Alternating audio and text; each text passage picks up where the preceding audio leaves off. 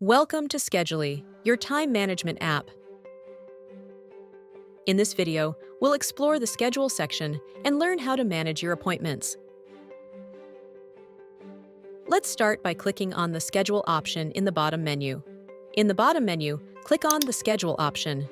Here, you will see all your appointments, including ongoing, completed, and canceled. You can easily switch between these menus by simply tapping on them.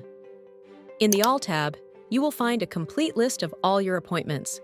By clicking on any appointment, you can view more details.